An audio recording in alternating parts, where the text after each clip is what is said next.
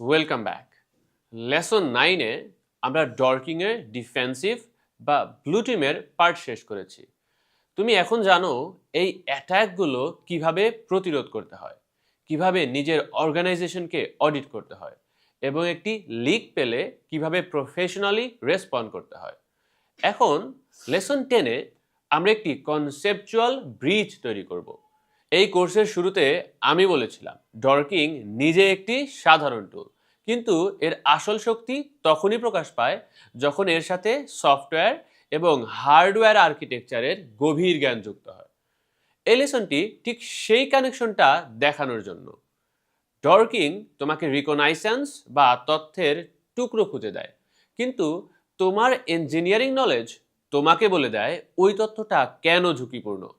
চলো এই কোর্সের আউটলাইনে উল্লেখ করা একটি ক্লাসিক উদাহরণ দেখি।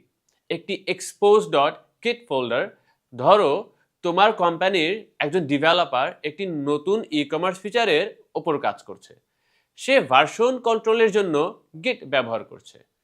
কাজ শেষ করে সে যখন কোডটি লাইভ সার্ভারে ডিপ্লয় করলো, সে ভুল করে পুরো প্রজেক্ট ফোল্ডারটি লুকোনো ডট গেট ফোল্ডার সহ পাবলিক ওয়েব ডিরেক্টরিতে আপলোড করে দিল। এখন একজন অ্যাটাকার ডর্কিং করছে। সে সার্চ করলো site yourcompany.com in title quote index of unquote quote dot git unquote, এবং সে তোমার ওই ডট গেট ফোল্ডারটি খুঁজে পেল।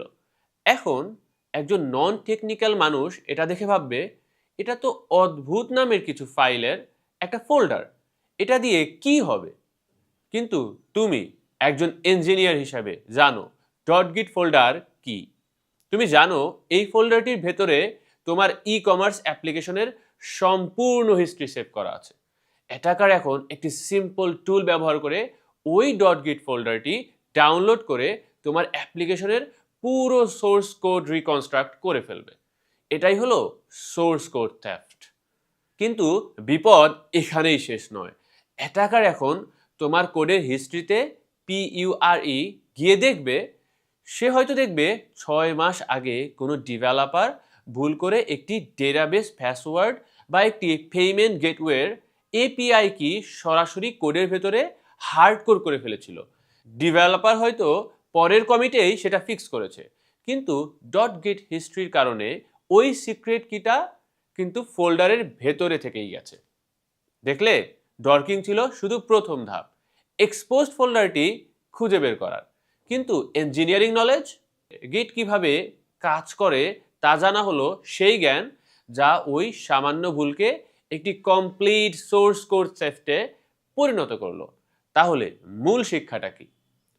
ডর্কিং তোমাকে কি খুঁজে দেয়? একটি এক্সপোজ ডট গিট ফোল্ডার। ইঞ্জিনিয়ারিং তোমাকে কেন এবং এর ফলে কি হতে পারে তা বুঝতে সাহায্য করে। এখন যেহেতু আমরা জানি একটি এক্সপোজড ফোল্ডার কিভাবে সোর্স কোড থেফটে পরিণত হয়, মডিউল 3-তে খুঁজে পাওয়া সেই ইনটেক্সট কোড SQL সিনট্যাক্স এরর আনকোডের কথা মনে আছে? একটি ডর্ক দিয়ে পাওয়া সামান্য এরর মেসেজ কিভাবে একটি পুরো ডেটাবেস টেকওভারে পরিণত হয়। পরবর্তী ভিডিওতে আমরা ঠিক এই হাই লেভেল ওভারভিউটি দেখব।